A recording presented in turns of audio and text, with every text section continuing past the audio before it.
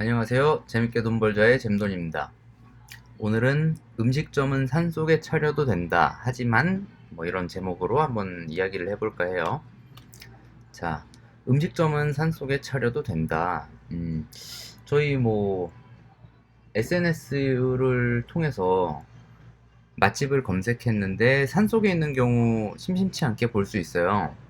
이런 경우는 뭐 프랜차이즈는 거의 없겠죠? 대부분 주인이 직접 운영을 하는 그런 이제 맛집, 숨은 맛집들. 음, 우리나라 사람들은 뭐 땅이 좁아서 그런지 직접 잘 찾아가요. 잘 찾아가서 정말로 이제 가격을 뭐 보고 가는 경우도 있지만 놀러 갔는데 이 정도 비용은 써야 된다라고 생각을 하면서 그 정도 비용은 충분히 쓰는 경우가 있고, SNS가 정말 뭐 카카오톡이나 뭐 네이버 블로그 이런 거 보고 많이 찾아가죠. 유튜브도 그렇고요. 결국에는 맛이 결정적인 것 같아요. 음식점은 가치라고 제가 적어놨는데, 그 돈을 내고 먹을 만한 가치 있냐, 그죠? 그게 되면은 산속에 있어도 찾아간다. 우리나라 그 맛집의 특성입니다. 근데 편의점은 산속에 차리면은 망해요. 편의점은 누가 왜 산속에 편의점을 찾아가겠어요? 그죠? 갈 이유가 없죠. 가까운 데 가는 게 장땡이죠. 자, 그렇다는 거는 손님, 즉 이용자, 사용자, 사용자의 의도를 정확히 파악을 해야 됩니다. 창업을 할 때 사용자의 그 구매하려고 하는 의도를 파악하지 못하면은 망하는 거죠.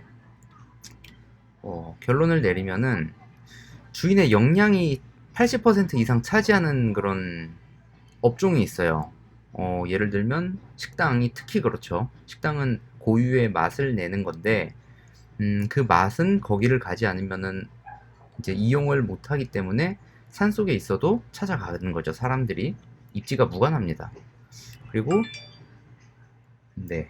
그리고 주인의 역량이 50% 정도 차지하는 프랜차이즈 식당이나 뭐 제과점 같은 거, 프랜차이즈 제과점 이런 경우는 주인의 역량은 한 반 정도 차지하는데 입지도 어느 정도 받쳐줘야 이제 사람들이 찾아오는 경우가 되는 거죠. 뭐 예를 들면 파리바게뜨가 산속에 있다 그래도 찾아갈 분이 있을까요? 특별하지 않으면은 굳이 거기까지 찾아가지 않겠죠.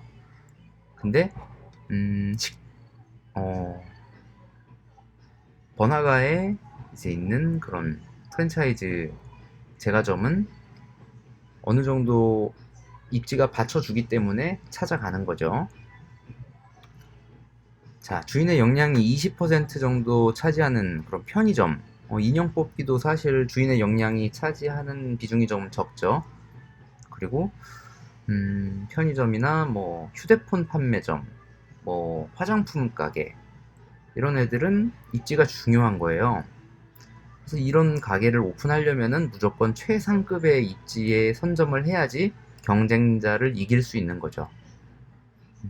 네, 다시 한번 정리를 하면은 음, 내가 어떤 창업을 할 것이냐, 그 창업의 이용자의 구매력은 어떠냐, 그것을 파악을 하고 입지를 선정을 하고 그 입지에 맞는 가게 평형 또 선정을 해야 되겠죠?